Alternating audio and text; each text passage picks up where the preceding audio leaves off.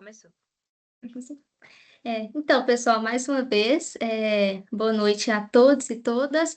Fico muito feliz por vocês estarem aqui hoje, compartilhando conosco essa primeira reunião do segundo semestre. E como está no slide, né, o nosso grupo de pesquisa e estudo se chama Diários e Memórias entre Histórias, Literatura, Cultura e Patrimônios do Sensível. Então, só pelo nome, vocês já devem imaginar um pouco de tudo que a gente aborda nele, mas hoje eu pretendo esclarecer mais ainda tudo isso. Então, antes de iniciarmos esse encontro propriamente dito, eu preparei uma retrospectiva do primeiro semestre de 2026. Pode falar, Mariana?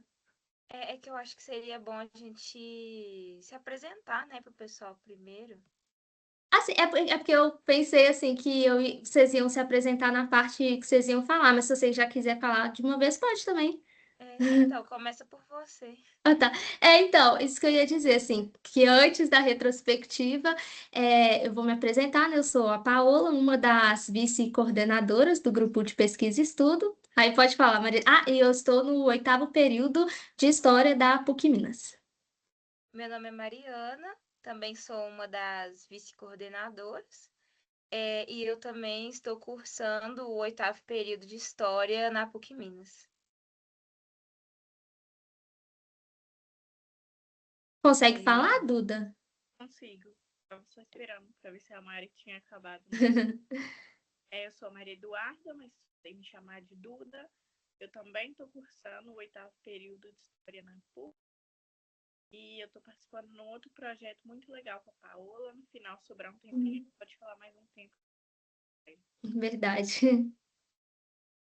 Então, pessoal, aí voltando aqui, antes de iniciar, né, o encontro propriamente dito, eu preparei uma breve retrospectiva do primeiro semestre de 2026, para que aquelas pessoas que já estavam conosco possam relembrar um pouco de tudo que foi dito e discutido, e para que vocês, os novos integrantes, conheçam melhor o funcionamento do grupo, que tipo de temática a gente costuma tratar, quais os assuntos, os afetos e sentimentos que tudo isso desperta, né? Para vocês se situarem melhor mesmo. Então, logo no início, a gente falou sobre o texto Mulher e Família Burguesa, da Maria Ângela Dincal. E, na minha opinião, foi uma das melhores escolhas, porque é um texto que aborda muitas temáticas diferentes e que nos guiou até mesmo durante as demais reuniões.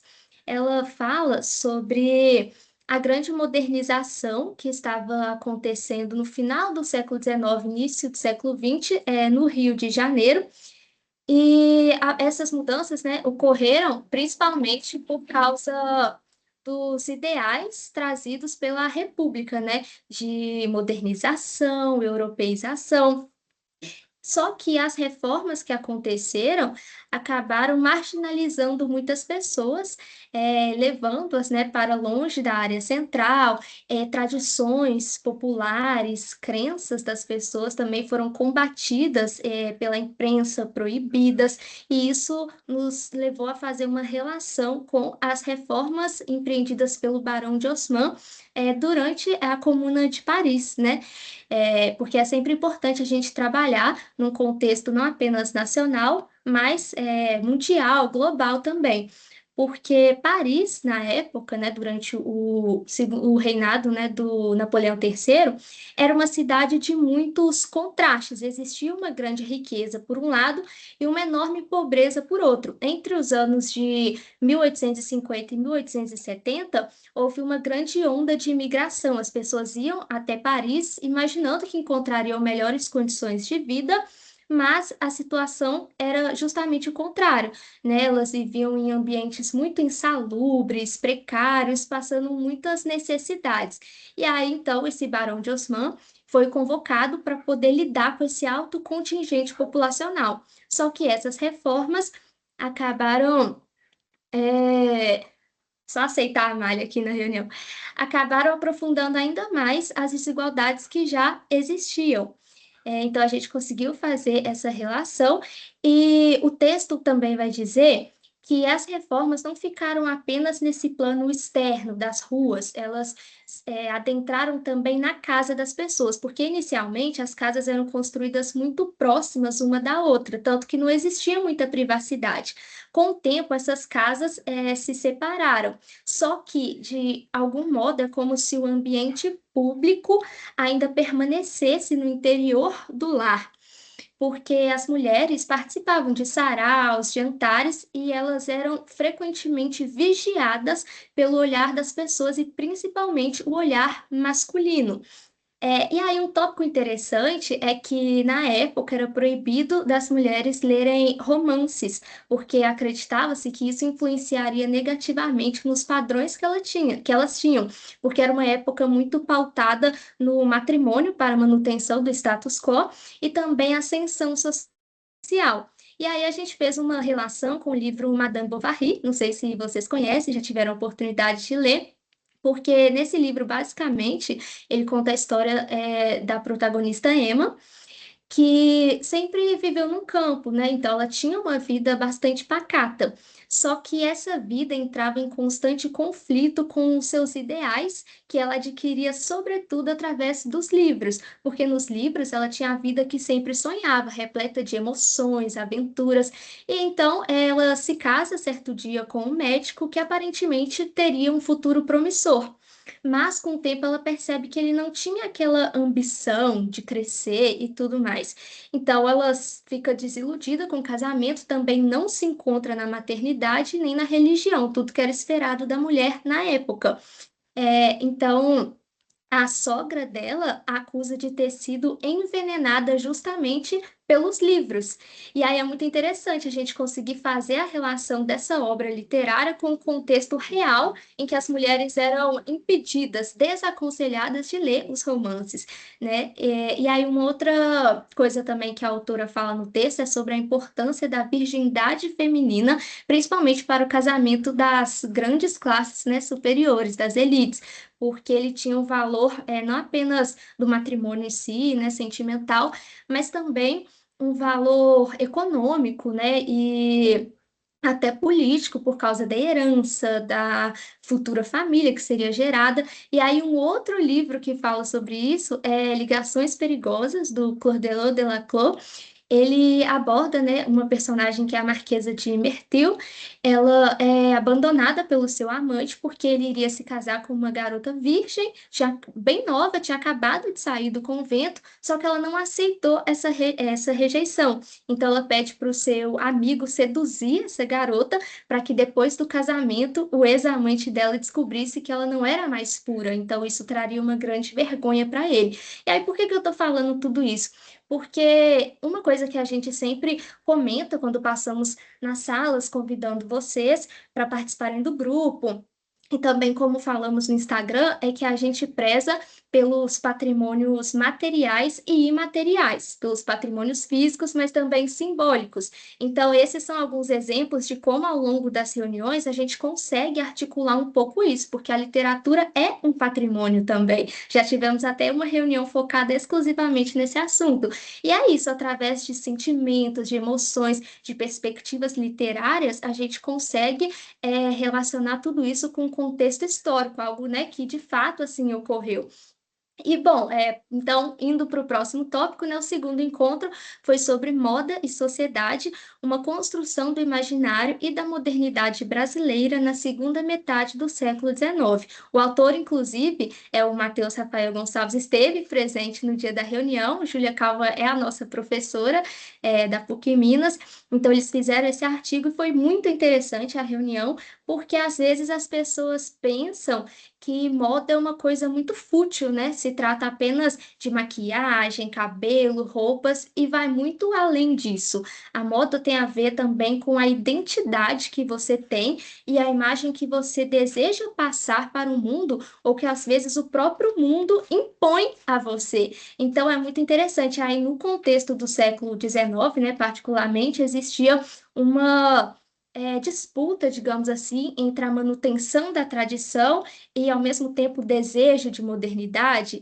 né? E aí tinha, por exemplo, em cada tecido, em cada cor, um sonho, um desejo, algo distinto, e aí as mulheres conseguiam se vestir. Po- Espera só um momento, Marina. Que eu já te dou a palavra. As mulheres conseguiam se vestir com uma certa liberdade, mas tinha ali sempre um olhar vigilante também, né? E aí o texto fala sobre o Jornal das Senhoras, que impunha um padrão né, de comportamento, de costumes. E aí eu vou deixar a Mariana falar agora, inclusive foi ela que mediou esse encontro sobre a moda, então com certeza ela pode nos ajudar aqui também. Pode falar, Mariana?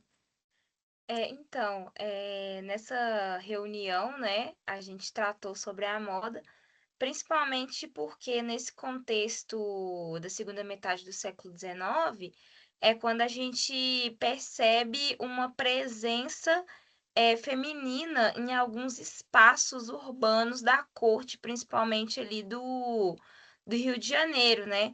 Principalmente com a Rua do Ouvidor, né? Que era um espaço frequentado pela elite brasileira naquela época. E aí a forma com que as mulheres se vestiam e ocupavam esses espaços também fazia revelar, né, a classe em que elas pertenciam. Então, elas sempre buscavam itens de luxo ou estar bem aparentadas nesse espaço para poder transparecer um certo poder que elas tinham, né, através da classe delas. Então, a gente percebe que essas três coisas andam juntas, né? Esse desenvolvimento de uma sociedade urbana, né, no Brasil, nessa segunda metade do século XIX, a moda, né? E também essas relações de classe, né? Você vê esses pontos assim de convergência, de classe, comportamento também. Então, essa reunião a gente focou nisso, porque a gente, nesse grupo de estudos, a gente está sempre focando nas discussões relacionadas à cidade, né? Porque começou como um grupo só de patrimônio, e aí ele foi reformulado e a gente foi adicionando outros aspectos, né, para poder falar de patrimônio, cotidianos na cidade. Então, tudo que compõe esse convívio, essas vivências dentro do espaço urbano, a gente inclui nas discussões do nosso grupo. Porque a moda mesmo, ela é um fenômeno que nasceu urbano, né? É um fenômeno que nasce ali na era moderna com essa hipervalorização das novidades, né, das coisas novas, principalmente com as grandes navegações que se descobriam tecidos novos, materiais novos, e aí esse apreço pela novidade era muito visto ali nos espaços urbanos, né, porque as cidades, elas eram espaços onde você transitava, mas ao mesmo tempo você se mostrava para os outros, né? Então você tinha que mostrar algo para as outras pessoas para poder fazer valer ali a classe em que você pertence. Então, tudo que a gente discute aqui nesse grupo de estudos é relacionado a essa convivência na cidade, né? Isso mesmo, Mariana. Obrigada pelo seu comentário. Então, prosseguindo aqui, né, a gente falou também sobre representações do comportamento feminino em Belo Horizonte nas décadas de 20 e 30.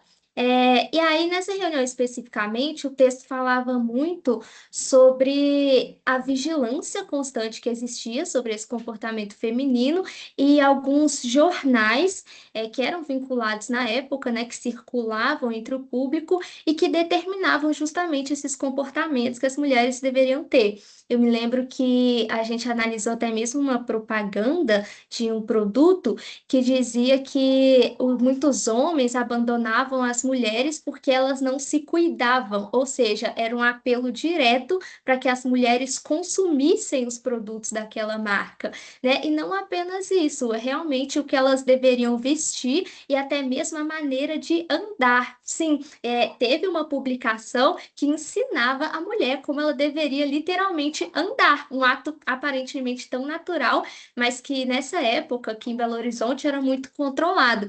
E aí isso nos mostrou o poder que as palavras têm, né? Ainda mais quando a gente fala de um jornal que circula realmente por diversos meios, né? Até diversas classes, não todos, porque a gente sabe que alguns são mais restritos para as elites, por exemplo, mas de todo modo, né? Eles acabam assim propagando as mensagens e moldando realmente, né? Certos comportamentos, certas atitudes, noções e valores. Então, esse encontro se pautou mais nessa perspectiva mesmo.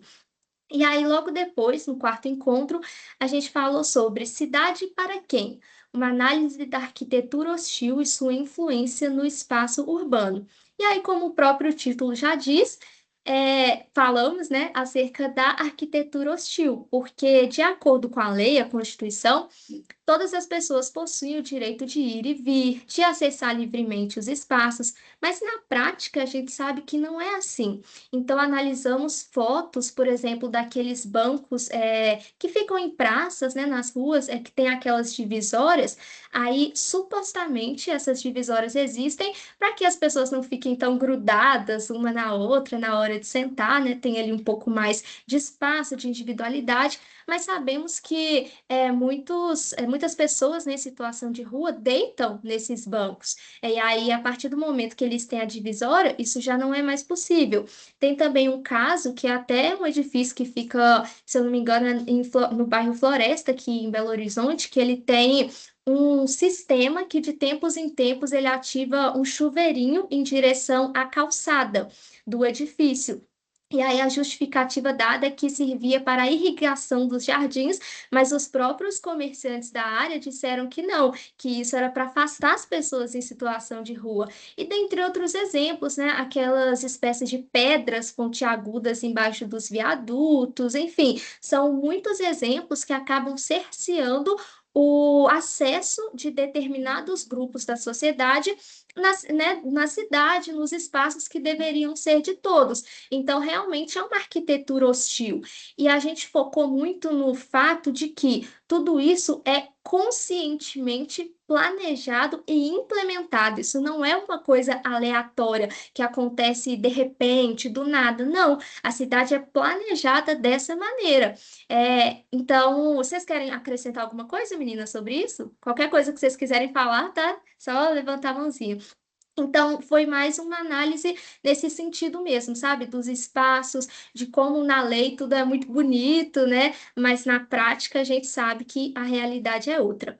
E aí, o quinto encontro foi um pouco parecido com o texto Urbanidades Sensíveis, do Carlos Fortuna. Eu, particularmente, amei esse texto porque eu achei ele bem completo, sabe? O autor, ele usa muitos exemplos de arte, de música, de monumentos, tudo para poder tratar dessa temática, né? Que é o que ele vai chamar de urbanidades sensíveis. E aí ele foca um pouco nisso também, né? Nessa arquitetura planejada e que não é planejada com as pessoas, né? Pelo contrário, é uma coisa mais imposta mesmo, que vem de cima para baixo. E ele fala, né, sobre como seria bom que a gente tivesse uma cidade que englobasse não só todas as pessoas, mas também múltiplos valores, crenças, noções, porque tem essa dimensão também, né?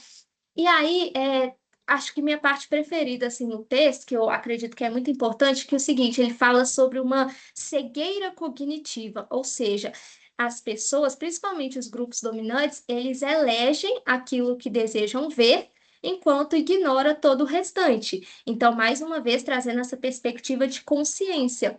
E aí ele dá o exemplo do antigo parlamento alemão, né, se chama Hashtag, não sei se é bem assim que se pronuncia, mas enfim, em um determinado ano, alguns artistas cobriram esse prédio, esse edifício, com um certo tecido, e aí foi muito interessante, porque assim, as pessoas passavam na frente dele todos os dias. mas era só mais um prédio, como qualquer outro. E a partir do momento que ele foi tampado, ou seja, quando teoricamente ninguém deveria ver, foi quando as pessoas mais viram. Então, olha só que ironia, né? E aí ele dá outros. Oi? Alguém falou alguma coisa? Então, olha só que ironia, né? E aí ele vai dando exemplos assim de como às vezes a arte ajuda a encobrir algo para poder revelar. Ele até fala de uma composição do John Cage que é 4 minutos e 33 segundos, que é o seguinte: as pessoas pagaram para assistir o espetáculo, né? E este compositor, o John Cage, ele simplesmente se assenta no piano e fica 4 minutos e 33 segundos sem tocar absolutamente nada. Assim, e aí as pessoas acharam estranho, né? Porque elas tinham pagado para assistir todo o espetáculo. E aí depois ele fala que era mais numa perspectiva de que a música ela está em todos os lugares, no choro de uma criança que está ali presente, no suspiro de alguém, em um espirro e uma tosse, sabe? Então é isso, como eu falei, é um texto que ele traz bastante assim referências para a gente poder pensar sobre essa cidade, sabe? Como às vezes a gente precisa tampar uma coisa para poder ver melhor. E aí isso se relaciona até com a arquitetura hostil, porque a gente passa né, por bancos como os que eu citei, por esse tipo de coisa todos os dias, né? Mas assim, isso acaba se tornando uma coisa natural, normal, justamente porque nós sempre vemos. É igual uma pessoa que eu vi uma vez no YouTube, né, num comentário, falando assim que quando se mudou para São Paulo, ficou a pessoa falando, né, ficou assustada com a quantidade de pessoas em situação de rua que ela viu. Hoje em dia, morando em São Paulo há muitos anos, para ela se tornou algo normal, porque é uma cena que ela vê cotidiana. Então, às vezes, justamente porque nós vemos demais uma coisa, é que aquilo se torna banal, se torna normal, como se já fosse assim. E é aí que entra a importância de uma análise crítica, né? Porque a gente tem que olhar para essas situações não como algo normal, não dizer, ah, não, mas é desse jeito mesmo, porque não é e não deve ser. Pode falar, Mariana. Aí que entra, né, aquela perspectiva historiográfica de olhar para os silêncios da história, né? Olhar para onde todo mundo ignora, falar daquilo que ninguém fala, né? Uhum. Exatamente. Então, foi mais ou menos isso assim que o autor Carlos Fortuna quis, né, compartilhar com os leitores. Aí, o outro tópico, né, o outro tema que a gente abordou foi o patrimônio prisional, estética do sofrimento, fetiche e reflexão, que eu também achei muito interessante. Foi a Duda que mediou esse encontro. Se ela quiser falar um pouquinho também, né, obviamente vai ser muito bem-vinda a fala dela, mas assim, só para introduzir o assunto, eu achei muito interessante esse tema que ela mesma propôs para a gente, porque eu, pelo menos, não vejo muitos estudos sobre isso, as pessoas falando sobre isso, né? E é uma coisa que realmente assim, é muito relevante, o patrimônio prisional, né? Quem é que olha assim para as prisões, né? Geralmente a pessoa só pensa, alguém cometeu um crime, tem que ir preso e pronto. Tá, mas assim. A prisão é um patrimônio também, sabe? Tem vidas ali dentro, e essas vidas é que o artigo traz muito também, né, pelo que eu me lembro, fala sobre as cartas que essas pessoas escrevem, às vezes, coisas que elas escrevem também, não só no papel, né, mas nas paredes. E aí, uma problematização que o artigo traz é quando certas prisões ou locais em que aconteceram tragédias, por exemplo, se tornam abertos para visitação do público. E que existe um perigo muito grande nisso, porque às vezes esses lugares são higienizados, perfumados, assim, eles realmente se tornam um ponto turístico, mas para onde vai toda a densidade histórica do lugar, sabe? Essa densidade afetiva e patrimonial também. Então, é mais ou menos isso que o artigo fala. Você quer falar um pouquinho para a gente, Duda? Que você que apresentou? Acho que você resumiu bem, foi isso mesmo. E aí ainda tem a questão da espetacularização disso Uhum. tudo, né? Exatamente, porque acaba realmente sendo como um espetáculo, né? Quase que um fetiche, assim, né? da dor, da violência que aconteceu ali, mas e a história mesmo, né? As pessoas que estiveram ali, que vivenciaram aqueles lugares. Então, eu achei muito interessante, porque foi diferente, assim, pelo menos do que eu costumo ver. Eu não tenho acesso, assim, a muitas pesquisas sobre o assunto, né? Então, foi uma temática legal. E aí, um outro encontro também, né? Já me encaminhando para o final, foi esse Áfricas inscritas, vestígios gráficos parietais em um porão colonial como vetores de novas... É abordagens que está escrito? Porque eu não estou conseguindo ler. Abordagens, acho que é abordagens, né? Na arqueologia, Abordagens. abordagens na arqueologia da arquitetura de Ouro Preto, com Leonardo Klink. Ele também estava presente no dia, eu acho que ele está até presente agora na reunião, não está? Se ele quiser falar um pouquinho depois também. Enfim, mas só para, né, introduzir o assunto, eu também achei muito interessante, assim, porque, né, como o próprio nome já diz, fala de vestígios gráficos que foram encontrados, né, no porão colonial. E aí eu lembro que a gente discutiu muito sobre falar não só da escravidão, da violência, mas das pessoas escravizadas, né, como que elas utilizam os lugares, assim, de uma forma autônoma, né? E a gente discutiu sobre agência e até resistência. Eu lembro que o Leonardo, ele até é, ressaltou esse ponto assim, né? É que a gente fala muito de resistência, mas resistência necessariamente a quê? De que maneira que acontece essa resistência, né? Então ele fez essa problematização que eu lembro que eu achei muito interessante assim no dia. Você gostaria de falar alguma coisa, Leonardo? Porque, né, o seu artigo, eu vi que ele tinha entrado na reunião. Não sei se ele ainda está por aqui, mas se você quiser falar alguma coisa, fica à vontade. Não sei, eu tinha visto que ele entrou na reunião, mas eu não É, eu sei tô se aqui ele ainda sim, tá. tô ouvindo aqui. Não, mas você falou bem, assim, tá tranquilo. É isso mesmo. Uhum. Ah, então tá. Você não quer acrescentar mais nada, não? Ah, é isso, eu acho que é bem isso que você explicou mesmo, essa proposta, né? É, é, foi com base numa metodologia da microhistória, né? Então, que eu tentei rastrear algumas pessoas que passaram por essa casa, né? Que Uhum, transitaram por esse espaço e entendendo um pouco, interpretando, né? Como práticas de resistências ali que poderiam estar é, em volta dessa prática de gravar na parede, mas assim, realmente problematizando um pouco e justificando um pouco, né, a inserção uhum, desse conceito de resistência, né? Então, sim, do que se trata essa resistência, né? Porque quando a gente pega esses últimos trabalhos nos últimos anos, esse termo acabou sendo usado assim de uma maneira assim não contextualizada, né? Então, assim, uhum, são várias resistências, mas a quê, como? Então, assim, sim, o que eu tento focar é nos processos, né? Que a resistência ela é uhum, multifacetada, ela pode acontecer de uma maneira aberta, de uma maneira mais oculta, sorrateira. Ela uhum, também pode não ser entendida por essas pessoas como resistência, mas também como sobrevivência, né? Então, uhum, prefiro entender ela são camadas. Então, assim, ela se inicia, talvez ela não chegue ao conhecimento de quem ela está tentando contestar, né? Então, é, é uhum, um, é um termo muito complexo, né? Então, sim, até naquela reunião que a gente, que vocês trouxeram esse texto, a gente falou bastante sobre isso, sobre alguns termos, uhum, né? Os cuidados de utilizar alguns conceitos, né? Então, sim, acho que foi bem isso que você explicou mesmo. uhum. Então tá, muito obrigada, viu, Leonardo? E aí, pessoal, por fim, né, o nosso último encontro do semestre passado, falamos sobre patrimônio afetivo concreto e em movimento, o caso do futebol. Que também foi muito legal, porque a gente aproveitou até o clima de Copa, né? E assim, vocês podem gostar ou não gostar de futebol, mas não dá para negar que é uma realidade e que ele mobiliza muita coisa, né? Não só pessoas, mas também a própria economia. A gente viu isso até nos álbuns, né, que foram comercializados. O futebol ele mobiliza afetos, né? É muito comum que desde criança os nossos pais já nos induzam ali a torcer para o time deles, né?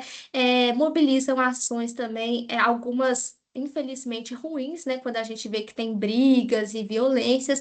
Enfim, ele mobiliza muitas coisas e muitas pessoas, né? Então, assim, foi muito legal tratar desse tema nesse clima de Copa, né? Igual eu falei, porque assim, e tem também uma parte muito importante que é de como o futebol foi utilizado durante governos ditatoriais, né? Que a gente também não pode esquecer disso. Mas assim, foi a Mariana que abordou esse assunto com a gente, então se ela quiser falar um pouquinho mais sobre isso, eu creio que ela vai trazer excelentes contribuições. Quer falar, Mariana? Sim, então, eu mediei, né, essa reunião. E nessa reunião a gente falou do futebol como uma parte da identidade cultural brasileira, né? Primeiro eu iniciei com uma provocação, porque eu havia pesquisado no acervo do IPHAN e não encontrei. Quando eu pesquisei, né, no acervo de patrimônio imaterial, eu não encontrei o futebol, né, como um patrimônio imaterial. E aí, a gente foi problematizando essas questões, se o futebol fazia parte da identidade cultural no Brasil, e também como que ela foi mobilizada todos esses anos para diversos discursos, né? Igual a gente tratou do Canal 100, que ele foi um canal feito ali durante o período da ditadura, que tratava uma imagem de um país que tinha uma democracia racial e um desenvolvimento pautado na imagem do futebol, principalmente com a seleção campeã de 1970, é, que exaltava, né, tinha aquele cunho nacionalista, exaltava a imagem do Brasil através do futebol. E também aquela construção daquela ideia do país do futebol e tal. E aí, passando de um plano macro, né, a gente foi para um plano mais local, mais regional, de como que o futebol ele também representa sociabilidades, né, afetividades.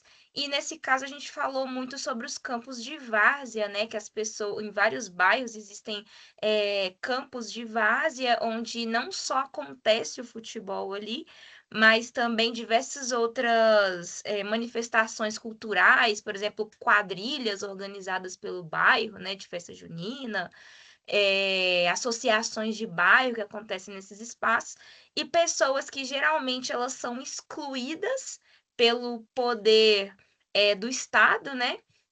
Elas se sentem incluídas nesse espaço de sociabilidade pautado no futebol.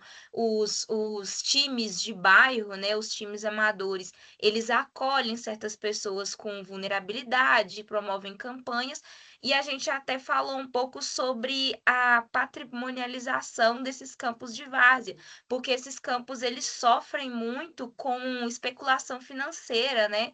Empresas que tentam comprar aquele terreno para construir prédios, enfim.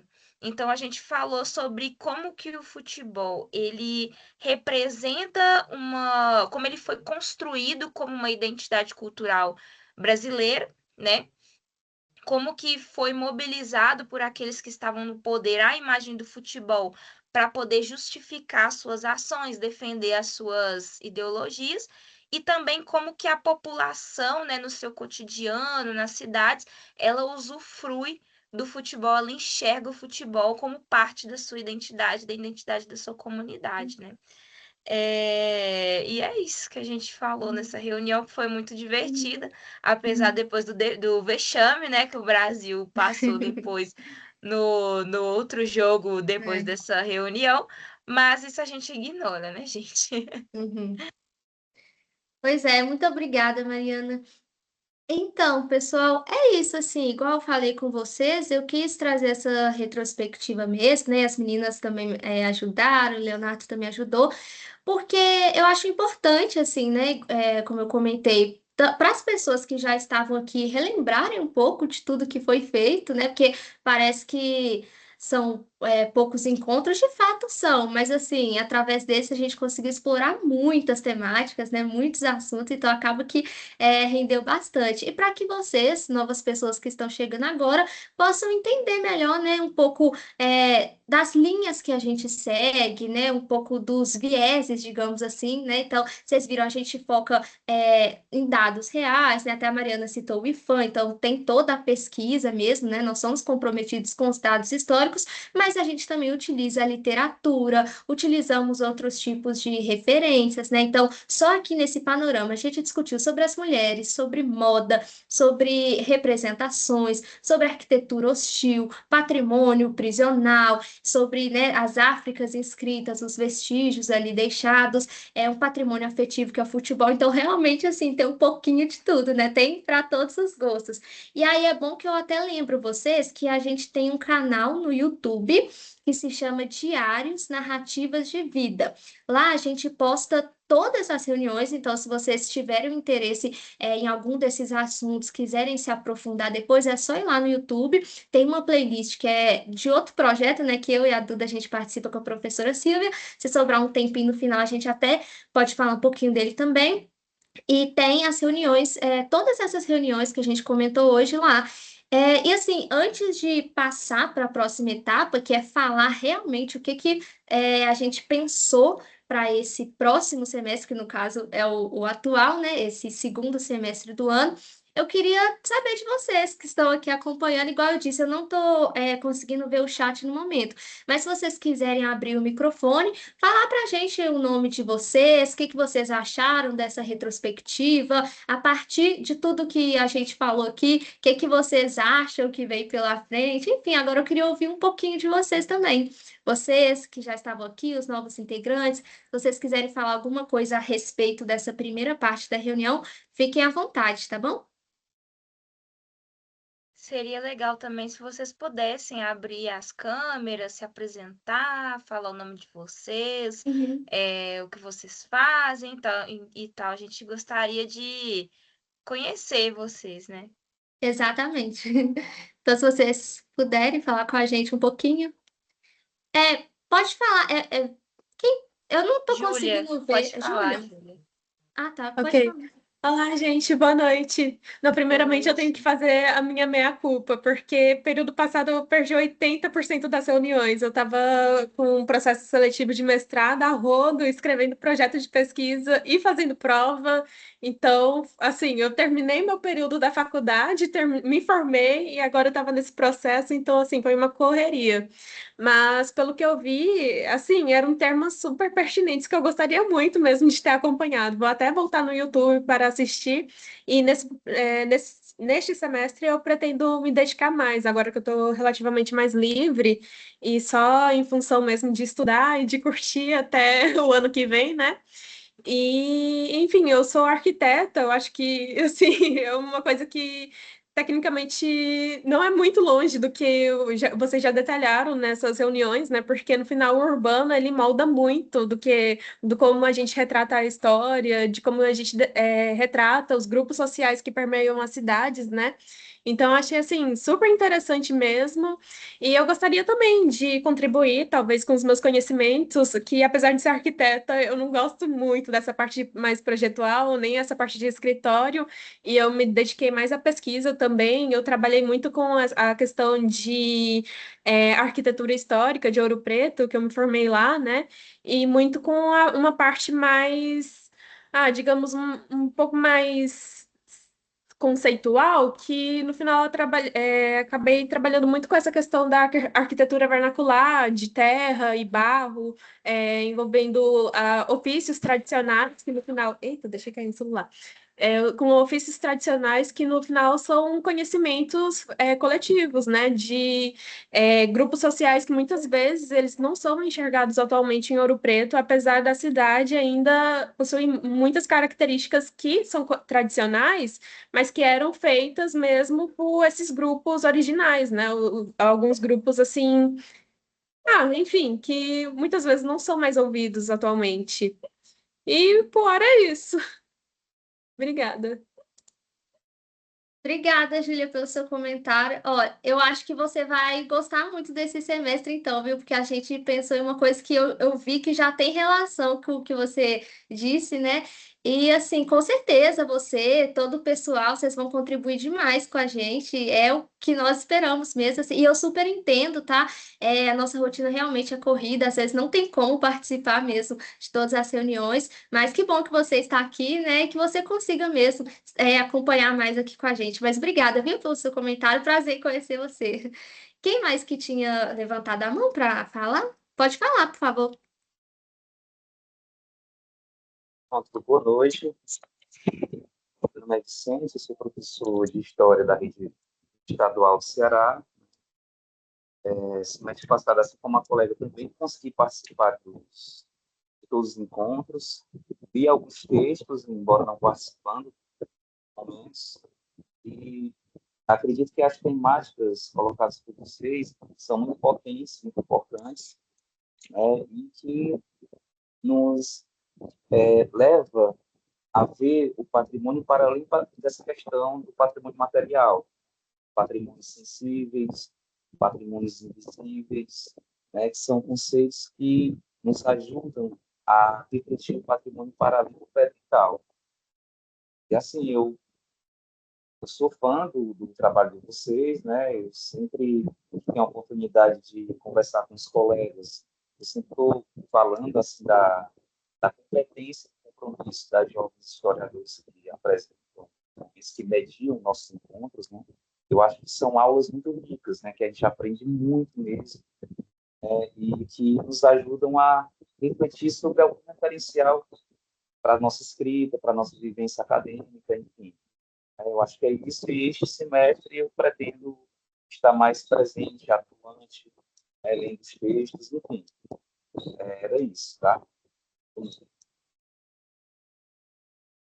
Obrigada, Vicente, pelo seu comentário também. Nós que aprendemos demais com vocês, a gente adora, né? Quando vocês falam, né? Vocês ajudam a gente a construir tudo isso. Só um comentário bem aleatório, que assim, no semestre passado, no outro projeto, né, que eu participo com a coordenadora do grupo, que é a professora Silvia, eu conheci uma menina do Ceará também, né? Ela também é do Ceará, participou lá com a gente, super legal. Então, assim, aí você falou que é do Ceará, né? Eu lembrei dela também.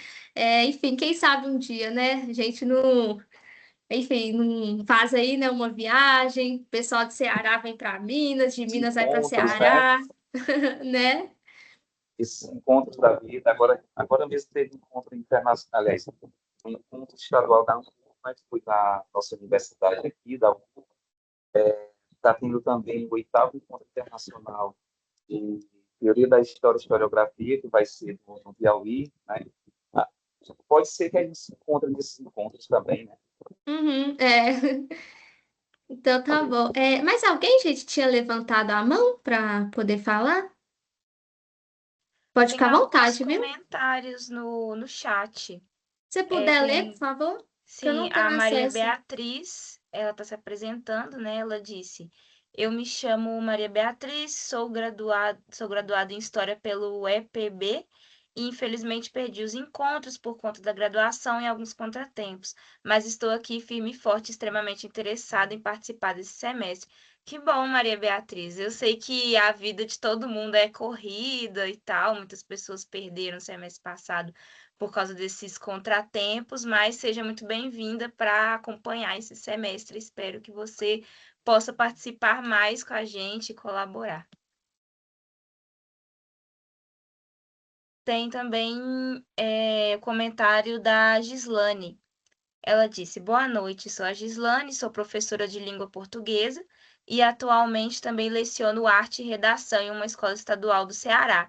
Entrei no grupo recentemente, conheci por meio do professor Vicente. Ela disse que está com problema na câmera e não está conseguindo ligar. Seja bem-vinda, Gislane. É muito legal ter pessoas de outras áreas para colaborar nas nossas discussões, né? Porque a gente sempre fala na universidade de interdisciplinaridade, que é muito importante os cursos dialogarem com outros cursos, aprender com outros cursos, e isso é muito importante. E eu espero que você possa participar dos nossos encontros e colaborar também, né, com discussões da sua área, que vai ser muito legal. Mas Isso. alguém gostaria de se apresentar, de falar um pouquinho do que faz, ligar a câmera, mostrar o rostinho de vocês pra gente?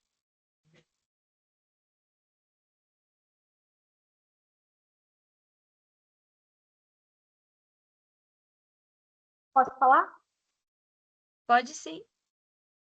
Eu sou a Patrícia, eu sou do segundo período de História, então, perto de vocês, eu sou neném ainda. Estou na PUC e eu tenho muito anseio em entrar na vida acadêmica, só que quando a gente está novo na área, a gente acha que o pesquisador mora, sei lá, numa montanha super alta, isolada do mundo inteiro, então a gente não sabe exatamente como começar.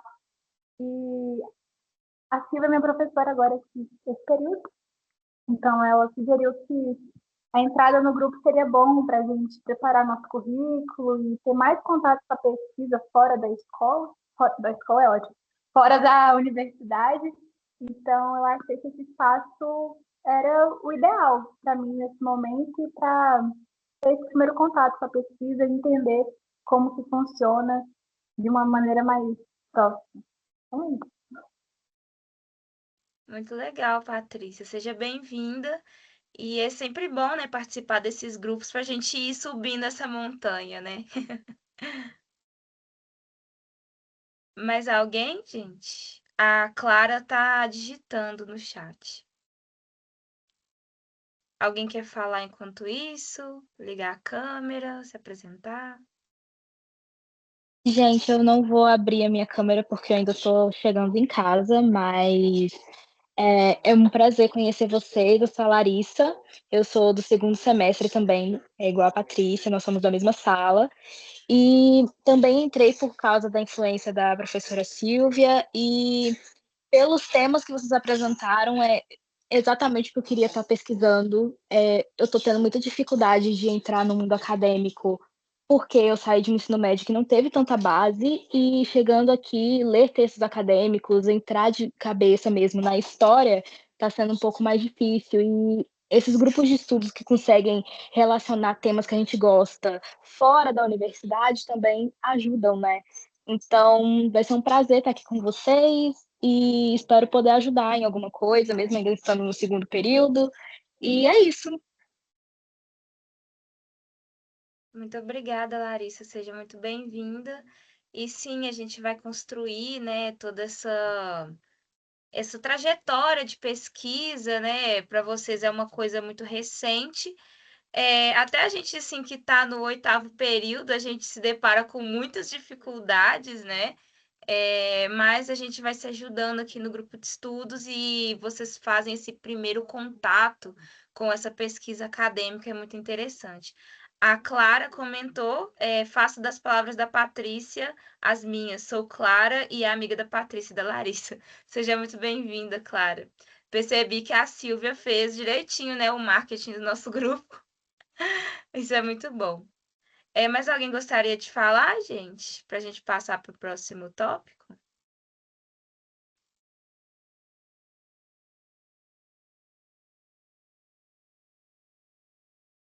Acho que a gente pode prosseguir. Então, pessoal, eu fico muito feliz, né, por vocês estarem participando conosco. Igual eu tinha falado antes, com certeza vocês vão contribuir demais conosco. Até a Mariana citou também. Para a gente que está no 8º período, também é complicado, assim, nada é um passe de mágica, né, uma coisa que a gente realmente vai construindo aos poucos. Então, eu espero bastante que vocês gostem deste espaço, né, que seja um ambiente acolhedor para todo mundo, que vocês possam se expressar, né? Às vezes a gente fica até um pouco tímido no início, mas vocês vão ver que rapidinho que não tem nada disso, né? Que aqui é como se todo mundo estivesse em casa mesmo, a gente se ajuda, a gente se apoia e aprendemos sempre uns com os outros. Então, passando, né, adiante, agora eu vou realmente falar do segundo semestre do ano, né? Que é o seguinte.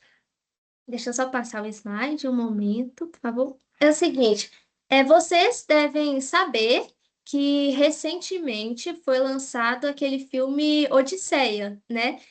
Então, é muito interessante a gente pensar como que uma obra, porque foi inspirada em um livro, né, de tantos e tantos séculos atrás, ainda hoje está sendo lembrada, né, e aperfeiçoada e refeita de outra maneira, enfim.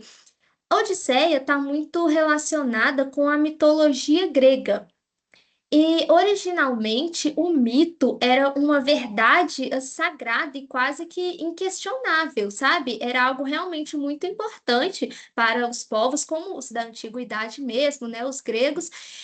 E o mito ele servia para poder explicar as origens do mundo, dos seres, das coisas, explicar os fenômenos que aconteciam e também aquilo que era desconhecido. Com o passar do tempo, né, com o avanço também do conhecimento científico, o mito foi perdendo um pouco desse sentido original. Tanto que hoje em dia é comum a gente ouvir as pessoas falando, ah, não, isso é um mito, ou seja, dizendo que algo claramente é uma mentira, ou no mínimo duvidoso. Só que, na verdade, os mitos, eles são muito importantes para a construção de cidades, de identidades e de memórias. Então, inspirado um pouco nesse filme, o nosso objetivo neste semestre é falar, como está escrito aí na ementa, um pouco das crenças, dos mitos e das tradições populares em uma perspectiva local e nacional. Que é até o que eu falei um pouco que tinha a ver com o que a Júlia falou, né? Porque assim, eu já comecei falando de um mito clássico, mas no nosso caso a gente não vai partir do clássico, a gente vai partir do popular mesmo, né? Eu lembro até da própria professora Silvia sempre falando da importância de estudar assim o nosso chão, sabe? Ela falava o chão onde a gente pisa. E aí, por que que eu coloquei numa perspectiva local e nacional? Porque eu já tinha comentado com vocês, né? O nosso desejo é que a gente construa isso juntos. O semestre passado foi, assim, muito bom, né? Eu gostei demais. E o pessoal participou, eles trouxeram contribuições muito importantes, obviamente. Mas, assim, eu acho, né, creio que as meninas da coordenação também a gente pensou nesse semestre em trazer mais protagonismo para você, sabe? Não é apenas chegar aqui com o tema já pronto e deixar vocês falarem só no final. Não, a gente quer que vocês ajudem realmente a construir tudo isso. Então, quando a Mariana, a Duda, né, na verdade, for apresentar um pouquinho do cronograma que a gente montou, vocês vão ver que vai ter uma parte que é mais prática, assim, que a gente vai querer que vocês também nos ajudem a fazer isso. Por isso que eu coloquei uma perspectiva local e nacional. Porque eu e as outras meninas somos aqui de Belo Horizonte, mas a gente já viu, né, que tem pessoas de outros estados, de outras regiões, e seria muito interessante conhecer também um pouco das referências que vocês têm desses lugares, né? E aí eu coloquei aqui também que a gente vai refletir sobre a importância dessa cultura popular para a formação de identidades, que vocês já devem estar, né, assim, imaginar que está muito relacionado com os afetos, com a subjetividade. Não tem como falar de identidade se é uma coisa muito rígida, né? Sempre tem essas nuances. E aí eu também coloquei ali no final a interação entre os membros por meio de práticas dinâmicas, porque é justamente isso. A gente quer muito que vocês participem assim para valer, sabe? Assim, eu sei que cada um tem sua vida, né? Suas pendências, suas obrigações, enfim, mas assim, na medida em que for possível, né, para cada um, dentro da sua rotina, que vocês nos ajudam a construir tudo isso. Mas o tema central seria esse, então, crenças, mitos e tradições populares nessa perspectiva local e também nacional. E aí eu passo a palavra para a Mariana agora, que ela vai comentar com a gente quais são os objetivos, né, que a gente definiu certinho, e aí depois a Duda apresenta o cronograma, falando um pouquinho, assim, brevemente, do que a gente pretende abordar em cada reunião. E só lembrando que esse cronograma a gente montou foi mais para apresentar vocês, mas se vocês tiverem alguma sugestão, podem falar, sintam-se à vontade, porque não é nada definitivo. A gente não quer que seja uma coisa imposta, sabe? Foi mais algo que a gente pensou mesmo, mas se vocês quiserem trocar, falar assim, ah, não, eu acho que tal reunião podia ser sobre um assunto diferente, não tem problema, a gente pode mudar. Então, por enquanto é isso, aí eu passo a palavra agora para a Mariana. Passou o slide, por favor. Então, a gente definiu, né, 3 objetivos para esse semestre. O primeiro deles é analisar como as tradições populares, as práticas culturais e as vivências no cotidiano das cidades constituem um patrimônio do sensível e revelam as histórias e memórias desses espaços. Como a Paola, né, exemplificou ali com o filme Odisseia, que fala ali de uma mitologia, de uma tradição de um povo antigo, a gente vai olhar para as tradições locais, as tradições populares, né, e as práticas culturais, de uma forma a trazer ali à tona os patrimônios do sensível, né? Porque as histórias, as lendas, os mitos, elas constituem uma memória criada nesses espaços urbanos que revelam ali a identidade, as sociabilidades e as práticas culturais de um povo, né? Então, só dando um spoiler, a nossa primeira reunião temática, a gente vai falar sobre essas lendas e esses mitos, mas eu vou explicar mais adiante no cronograma. Já adiantando, né, que eu vou falar do cronograma porque a Duda teve um compromisso e aí ela não vai poder falar para a gente. Mas, enfim, o segundo objetivo é reconhecer e valorizar as manifestações da cultura popular, as lendas, as brincadeiras, os espaços de convivência, entre outros, como expressões fundamentais da identidade e do patrimônio imaterial. Esse tópico eu pensei muito nessa que a gente tem que praticar isso mesmo, né? Como a Paola falou do exemplo da professora Silvia, que a gente tem que conhecer o chão onde a gente pisa, né? Ela até brinca nas aulas dela que para que eu vou querer pesquisar do faraó do Egito, sendo que ele não tem nada a ver com a minha vida, né? Mas isso já é um outro quesito que o pessoal que estuda antiguidade já fala assim, não, peraí, né? A Paola sabe muito bem disso, porque ela fez parte do estúdio, né, de antiguidade. Mas é sempre importante a gente valorizar essas manifestações da cultura popular, né? Até mesmo para tirar esse olhar muito eurocêntrico em relação à história e começar a olhar para o que é mais próximo ali da gente, né? Sobre entender o lugar onde a gente vive, as pessoas da nossa comunidade, né?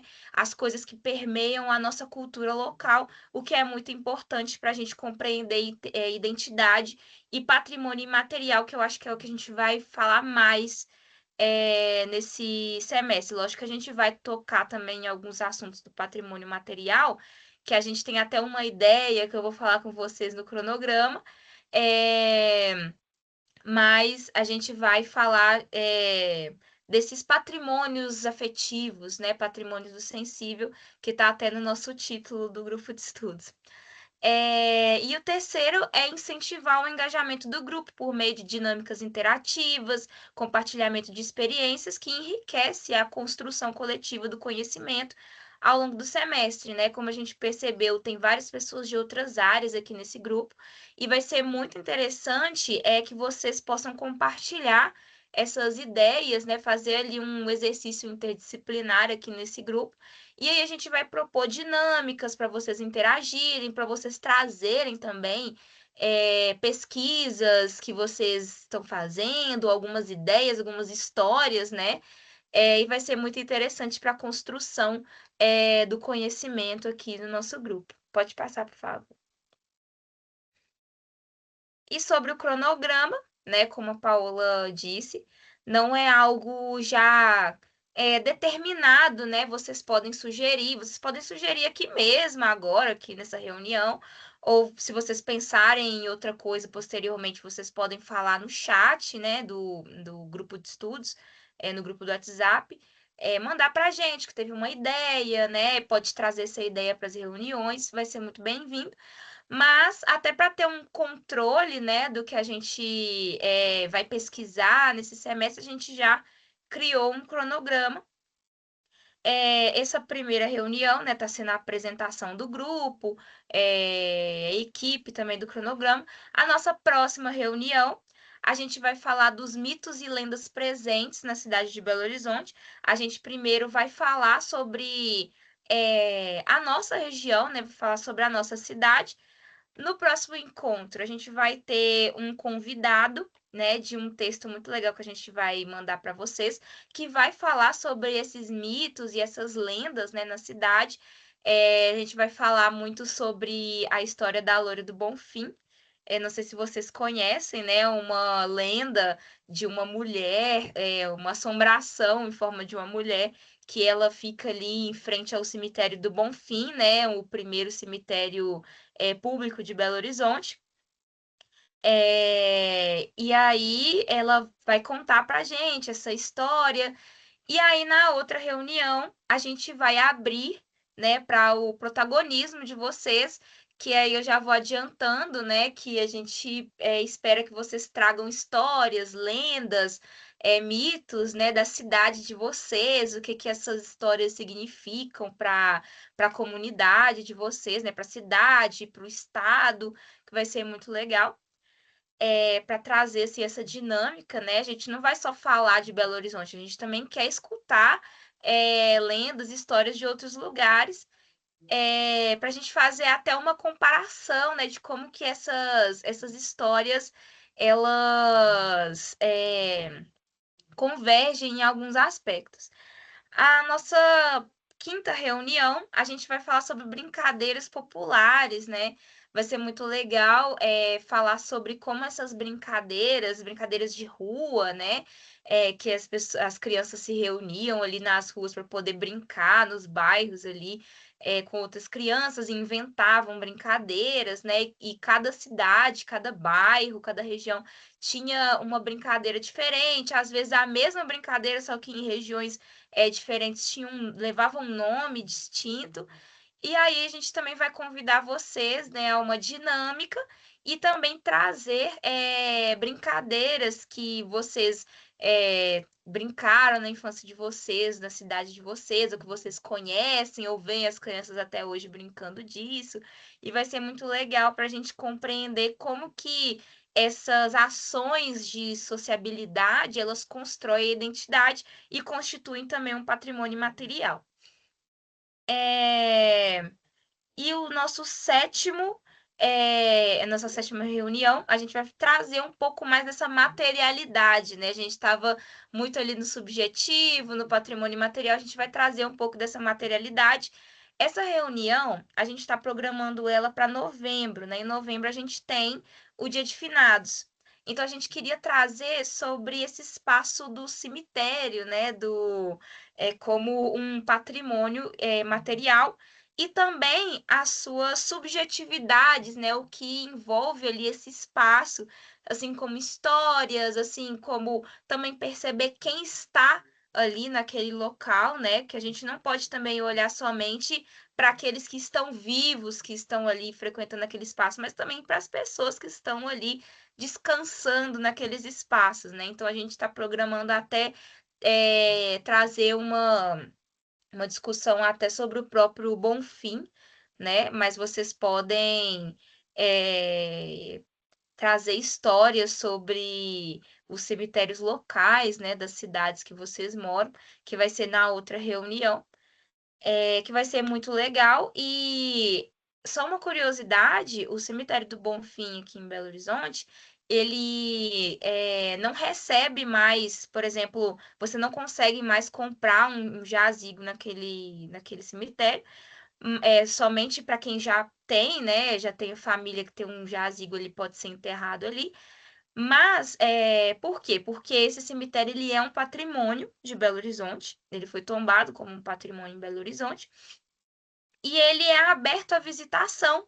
Você pode fazer uma visita guiada com um historiador para poder conhecer a história desse cemitério, porque tem pessoas desde a fundação de Belo Horizonte, em 1897, enterradas naquele lugar. Então, é um espaço que carrega muita história e é muito importante, né? Até a gente falar também sobre como que esses jazigos eles são organizados naquele espaço. A gente pode ver mausoléus enormes no cemitério, que são pertencentes a pessoas, figuras públicas, né, de Belo Horizonte, políticos, etc.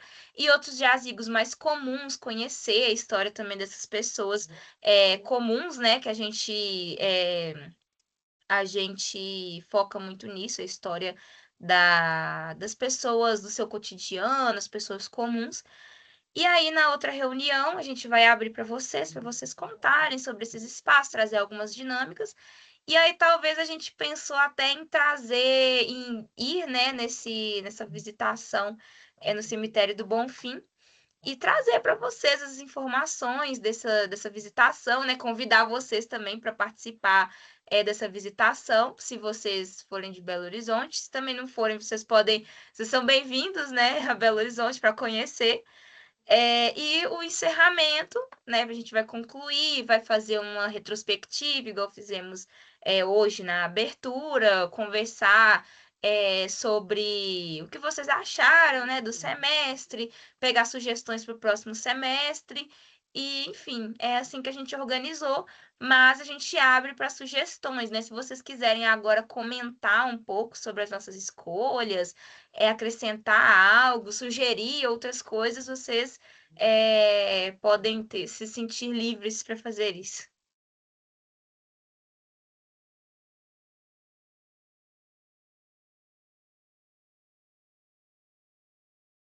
Pode falar, Júlia. Ah, tá, licença aqui. Eu estava pensando que um tema que também seria legal, com base em um artigo que eu tinha lido para o mestrado do IFAM, e que eu creio que seja muito interessante para vocês também, né? Porque eles abrem no mestrado vagas para vários cursos, não apenas para arquitetura, que eles colocaram um artigo sobre mudanças climáticas e patrimônio cultural de povos indígenas e comunidades tradicionais no Pantanal. E assim, eu achei de extrema relevância, sobretudo que, já que vocês estão fazendo essas reuniões com base em temas, né, em datas próximas, considerando que a gente está passando por um momento muito tenso ambientalmente, que seria o caso do El Niño, né? Pensar como talvez essas mudanças climáticas elas também podem atingir o modo como essas comunidades resistem e perpetuem suas próprias culturas, né? Porque o artigo ele aborda alguns temas muito interessantes, porque essas pessoas geralmente elas vivem da terra e elas cultuam a terra de uma forma bastante diferente que é feito nos centros urbanos, né? Então, por isso que elas precisam mesmo que o ambiente ele esteja preservado para que a própria cultura, tanto a material quanto a imaterial, seja perpetuada que aqui eles, pela uma breve memória que eu retomo, que as próprias festividades, elas são feitas com base nas cheias e nas secas. Aqui ele foca muito sobre a questão do Pantanal, né, e sobre a questão dos rios que atravessam Bolívia, Paraguai, Mato Grosso do Sul. Então, é tudo muito imbricado mesmo com essa questão da natureza, com a questão mesmo de um planejamento anual que, enfim, para eles é um costume saber, né? Mas agora, como está tudo muito caótico, como que essas culturas, como que, enfim, se dá a preservação mesmo das suas festividades sazonais, como se dá a preservação mesmo das suas práticas de fazer a partir da materialidade, né? Como que perpetua isso? Enfim, eu achei muito interessante trazer. E eles também colocaram um texto do Nego Bispo para a gente ler para essa prova, né? E ele também fala muito sobre essa questão das comunidades tradicionais, como elas estão encarando os processos ambientais atualmente como o fim do mundo, né? É o fim do mundo para eles, porque eles enfim, subsistem muito nesses modos de vida que são muito imbricados com a natureza e com os processos naturais. Muito Ai, legal, Júlia. Se você puder mandar para a gente esses textos, achei muito interessante. vou mandar no grupo. Ok. Mas alguém, gente, gostaria de dar alguma contribuição, uma sugestão, uma crítica também?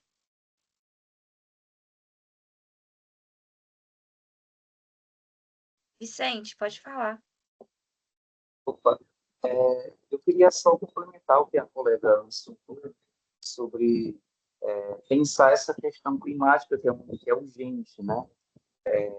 E aí eu também participo de outro grupo de estudo, Viragens na História, e o professor está debatendo a questão do antropoceno,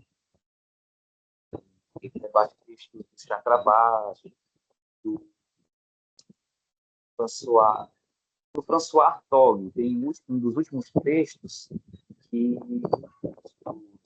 Cronos dele, que ele debate essa questão sobre o tempo de Cronos e o tempo de Kairos, né? Como é que a gente percebe esse tempo passar? Porque nós debatemos sempre sobre a questão do tempo, né? E esse fim do mundo. Como é que nós nos relacionamos com a natureza a partir da Revolução Industrial, né? A maneira como nós agimos em nome do progresso contra a natureza, destruindo a nossa casa, né? Eu acho que é um conceito muito importante para dialogar com o que a colega colocou, que é a questão do antropoceno. E aí eu tenho esse texto em PDF, eu posso compartilhar com vocês para usar como referência, dar um suporte desse debate.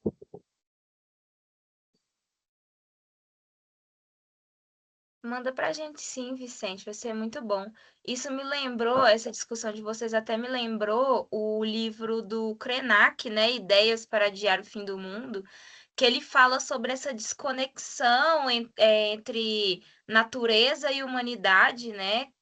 Vocês falando de antropoceno, a humanidade realmente ela se desconectou da natureza e também trazer essa discussão sobre os povos originários e como eles ainda conservam, né, nas suas tradições essa ligação muito forte com a natureza.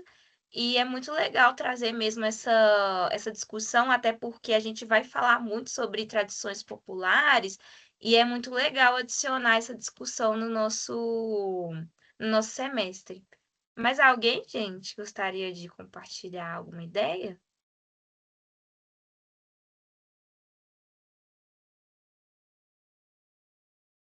Ninguém?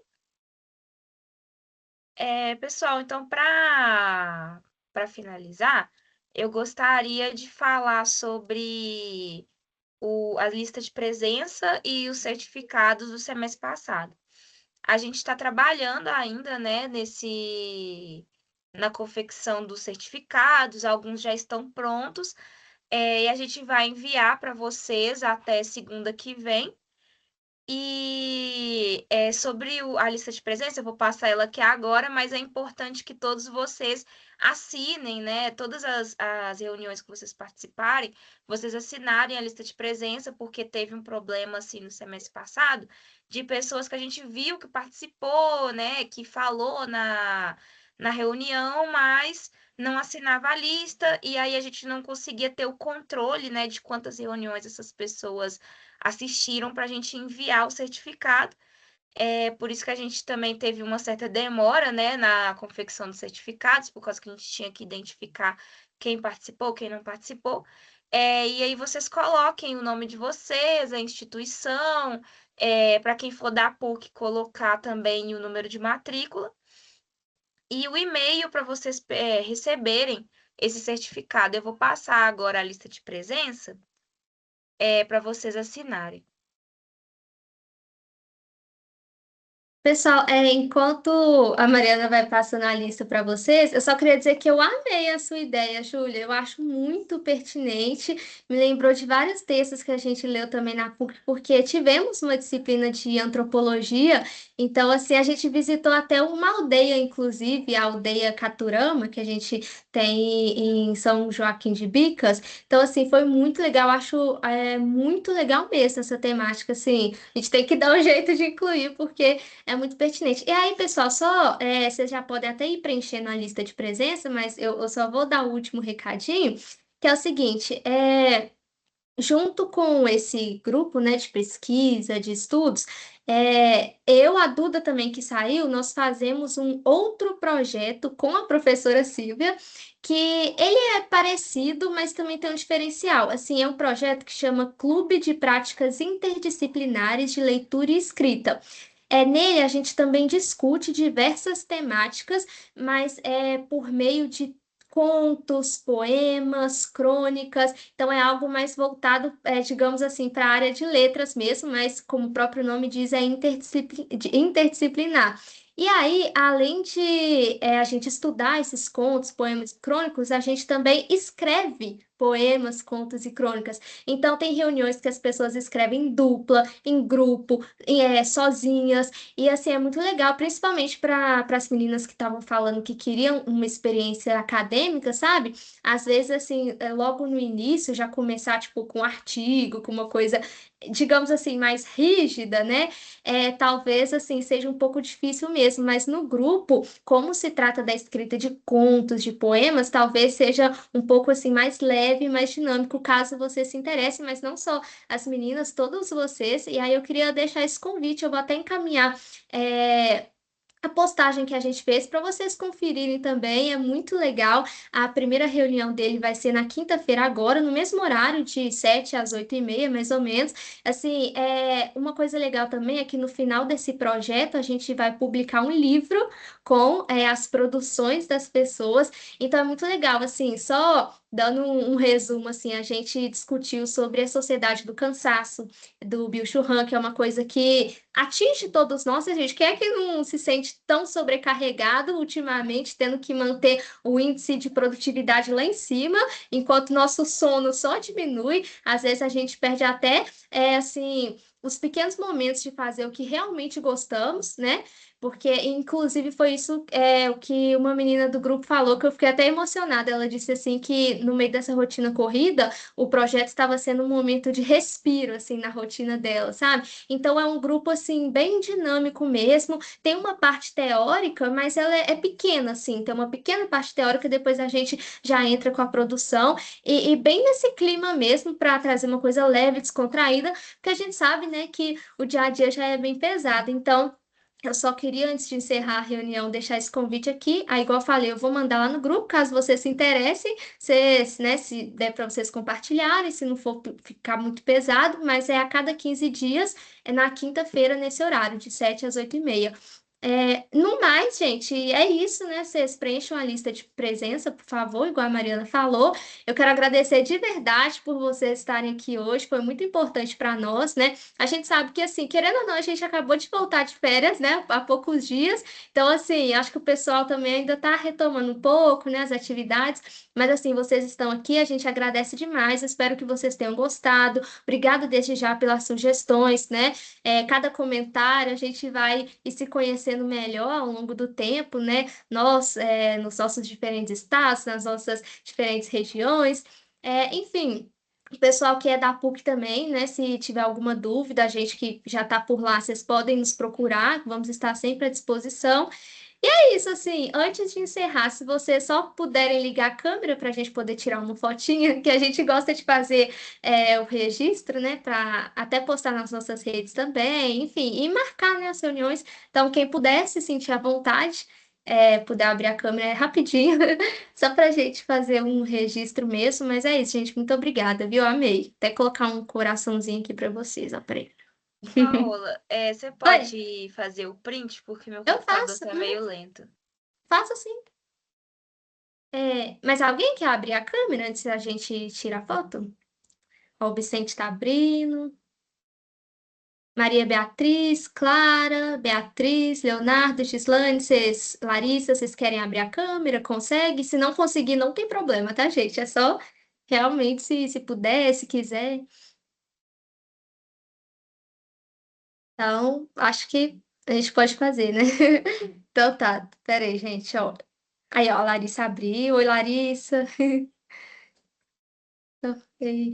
Então, ó, gente, aí eu vou contar um, dois, três, porque meu computador também é meio lento. Aí eu vou contar um, dois, três, mas vocês não saem da pose, tá? Vocês ficam bonitinhos assim, ó. Um, dois, três e.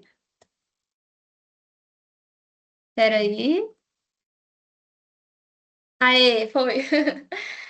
Então tá, gente, obrigada, viu? Que vocês tenham uma ótima noite, tá? Adorei ter vocês por aqui, de verdade, a gente fica muito feliz. Qualquer dúvida, só falar lá no WhatsApp também.